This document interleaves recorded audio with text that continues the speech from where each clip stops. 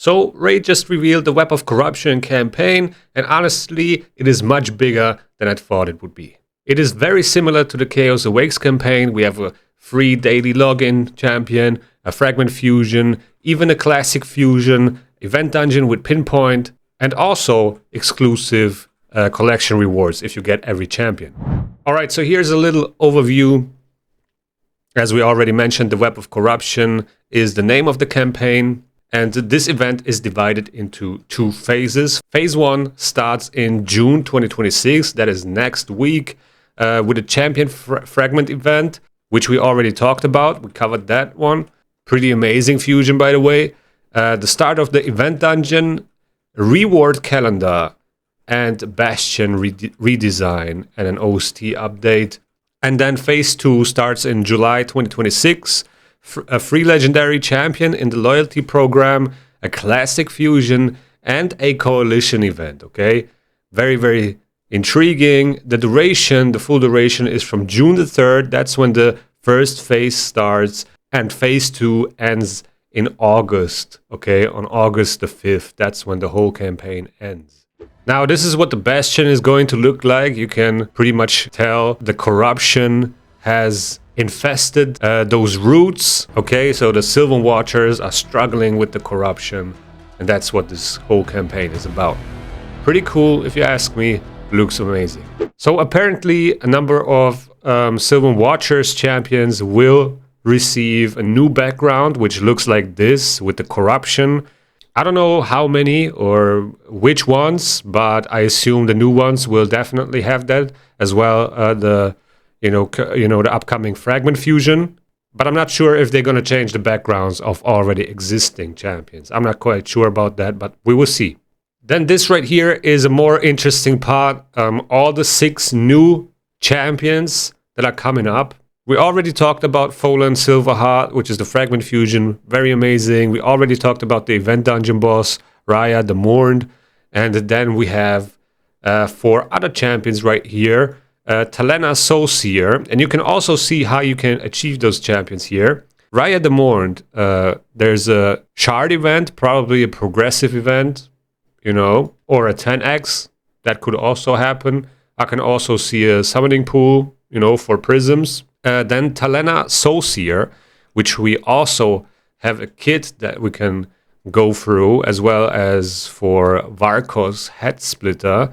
And both of those champions can be achieved through shards. So again, summoning events. And now, in what kind of way, I have no idea. Hero's Path, maybe. Progressives, maybe. 10x, I don't know, okay? Anything is possible.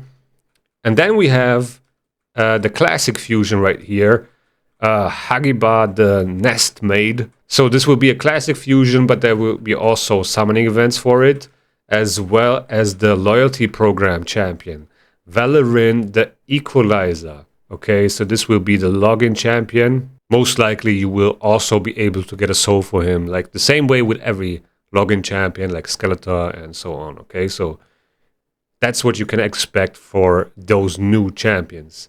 So yeah, the June Fusion champion, we already talked about it. If you haven't watched my video yet, I will link it in the description below and also here in the info card, so go ahead and check it out. And then we have 2 kits right here, alright? So this is the first one, Talena Soulseer, legendary champion, Spirit Affinity, support type from the High Elves. And this champion kind of reminded me of Fabian. It seems like it's a Fabian 2.0. Okay, so let's take a look at it. So A1 attacks one enemy, has a 30% chance, 50% chance if booked, of instantly activating 2 poison debuffs on the target. Instantly activates all poison debuffs on the target if the target has any of their skills on cooldown. All these poisons will make sense in the end. Okay, so stay with me here. A2 AoE attack has a 100% chance if booked of placing 2 poison debuffs on all enemies for 3 turns, then increases all allies' turns by 20%, so a turn meter boost right there, as well as poison debuffs, 2 poison debuffs, and it's a 3-turn cooldown if booked. Then the A3, and this is where it gets really interesting, attacks all enemies before attacking places a 50% increase accuracy buff on all allies for 2 turns, has a 100% chance of decreasing the duration of all enemy buffs by 2 turns, also has a 75% chance, 100% chance if booked, of increasing the cooldowns of all enemies' skills by 2 turns. Okay, so very similar to Fabian, just with a slight difference that she places increased accuracy before she does all the other stuff, right? So you can pretty much build her way faster than a Fabian and still have enough accuracy because she buffs that increased accuracy. Very, very interesting. Also decreasing the duration of all enemy buffs by 2 turns. That is quite awesome because this doesn't get affected by Lightning Cage, for example, okay? Only buff removals will be countered by Lightning Cage. Decreasing the duration, that ignores the Lightning Cage. So very, very amazing skill, right? And then also Spirit Affinity. So, this skill reminds me very much of Fabian, just a little bit better even. But Fabian has other qualities as well. Now she also has a passive, increases all allies' turn meters by 2% whenever a poison debuff is activated on an enemy. If there are multiple champions on the team with this skill, only one will activate. So there is the poison synergy. You can turn meter boost, there's an attack, and you place 2 poisons on the A2, interesting skill. And decreases enemies' crit rate by 5% and crit damage by 10% for each poison debuff on them. This effect does not work against bosses. Also very interesting, if you stack up poisons on enemies and suddenly they can't crit anymore, that is interesting, alright? Also an all battle speed aura, same as Fabian. Yeah, like I said, a lot of similarities to Fabian with the A3 and the aura, but not as much control. In terms of crowd control debuffs, right? No fear, no petrification, no turn meter decrease, but you have turn meter increase, and you can decrease the crit rate and crit damage. Okay, so very interesting stuff here on this champion.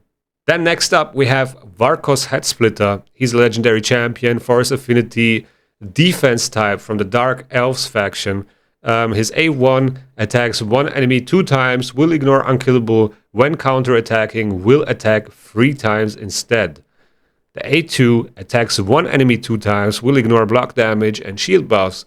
And whenever this champion teams up with an ally attack to attack an enemy, they will use this skill. When joining an ally's attack, will attack 3 times instead. So every time he's joining ally attacks, or when he's counter-attacking, he will attack 1 more time, okay? The A3 places increased defense, counter-attack, and a 15% shatter buff on this champion for 3 turns, then grants an extra turn. Every time you have a champion that is self-buffing, and that also scales the damage from one of those buffs, it is amazing.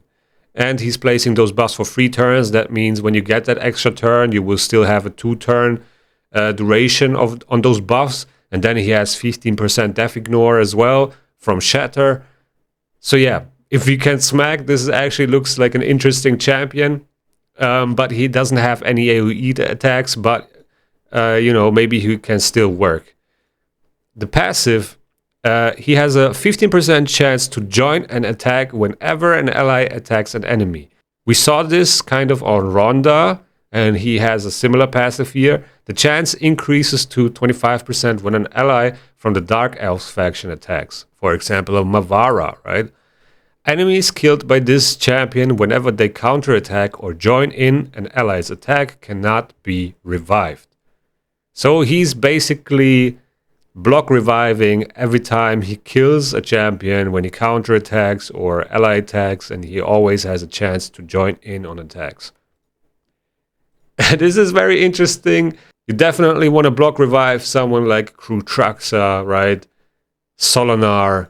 Those are kind of like the 2 champions that come to mind when you talk about block revive. But just in general, block reviving is very, very helpful in Live Arena and can definitely decide fights. Okay, so very intriguing champion. Force Affinity, very cool. He can ignore block damage. Has always a chance to join in. So yeah. I hope he can smack. And then he might be actually useful. Then we already talked about this. The event dungeon will start on June the 3rd. Raya will be the event dungeon boss. We already saw the kid. And the event dungeon will be available for players of level 6 plus.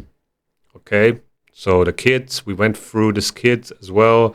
And you will get pinpoint artifacts and accessories from this event dungeon. In general, pinpoint kind of got replaced by mercurial, but you know, it is still a good set to have if you can get some nice speed rolls on it. It is a speed set, so, you know, speed sets are always good. Always good to have a nice set of pinpoint. And sometimes even 2 pieces will improve your builds. So you should definitely farm some of it. Maybe they will also buff pinpoint. They did buff chronophage.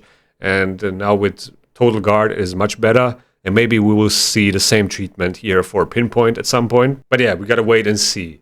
Okay, so it's definitely a set that is worth to farm. But I wouldn't go crazy over it. And then we will get more free stuff. Okay, there will be a reward calendar. A special 25-day reward calendar. Every day you will get some freebies, energy, essences, and so on. Gemstones, glyphs, chaos ore, other goodies. And the final main reward of the calendar will be determined by a community vote. Players will select a legendary relic among the following options. Gilded Pinion, which you definitely should not pick. Last Love Amulet, which is, in my opinion, the best one out of those 3. And the Mask. Okay, so yeah, Last Love Amulet is, in my opinion, the best one in here. And that's the one I would vote for. Okay, definitely not the Gilded Pinion. But the Mask is also not bad, okay? So the Mask or the Last Love Amulet. One of those 2, okay? Don't vote for the Gilded Pinion. It is trash. So yeah, with this campaign, they will also bring back the Chaos Awakes relics, okay? The Crown of Corruption, Covetous Passion. And those relics are pretty good. I do have a Covetous Passion relic. I don't have a crown, which I would definitely love to have. So I will try to get a Crown of Corruption. Hopefully I can pull one. Other than that, we have a Skull of Treason, which increases HP burn damage. Also very nice to have. And then the Gaze of Damnation is the epic relic, which is also very amazing because it has an accuracy main stat. Now, how will you be able to get those relic materials? Probably from summoning events, okay, most of the time. Maybe decks, all right? Different types of events and tournaments, most likely shards will be, you know, part of it somehow. So yeah, prepare yourselves, save your shards if you want to get those relics. There will be 2 new avatar frames added to the game. One will be placed as the reward in the Coalition event. I'm very interested to see how that's gonna play out. The Coalition event, is if it's gonna be the same way like last time. The other avatar frame will be sent to players who collect all event champions by August the 5th. That means all 6 champions, most likely. And additionally, players will have a chance to earn a new achievement badge. If you manage to get all event champions, you receive a special in-game badge. The badge will be obtainable after the Web of Corruption campaign is over. And then last but not least, there will be a gift if you are able to collect all 6 champions. Players who manage to get all event champions by August the 5th will get a special gift with in-game resources. A 4-star Covetous Passion relic, which is the mythical relic, or one of those 2. I wish it was a Crown of Corruption. But, you know, better than nothing. Raya the Mourned Avatar. Looks pretty cool. Corrupted Avatar Frame. Diamond Gemstone. Expeditious Exploitation. I don't know about these gemstones. They're not that great. The Foe Killer and so on. Nah, they are okay, but not crazy. I think the best thing in here is the Mythical Relic, obviously. And then the Avatar stuff. But, yeah. It's a pretty cool relic. Covetous Passion is pretty cool. I have it. I do use it on my Titus. You can fit in 2 boss slayers, which is kind of cool. But I don't know if I would go crazy to collect all these 6 champions just to get this relic. It's a nice bonus if the champions are good. I mean, we kind of get 3 of them by just playing the game, right? Just by logging in, and then 2 fusions. So it's technically just 3 other champions that you would have to pull. Maybe one of them will be available in some type of hero's path, or I have no idea, okay? Something like this could happen. We had Balar in the Hero's Path during the Chaos Awakes campaign, and something like this can be expected again. So if we take a look at this one more time, so there's the Fragment Fusion, right? Then we have the Classic Fusion and the Login, and then Raya, Talena, and Varkos, those guys probably need to be summoned, but things can change, who knows, okay? So yeah, guys, that's about it for this video. That's all we know so far. I wish I could show you the kits from the Classic Fusion and the Loyalty Program Champion, but they haven't shared it with us yet. So we gotta wait and see. Let me know in the comments below, what do you guys think? Are you going for these champions? I've been saving up for an event like this, you know, to get some collab relics or some campaign relics. I'm definitely gonna try to get a Crown of Corruption. And with that being said, thank you guys for watching. I hope you enjoyed. If you enjoyed, please hit that like button. Also, subscribe to the channel if you haven't already. If you like this video, YouTube's gonna think that you like this one as well. Take care and see you in the next one.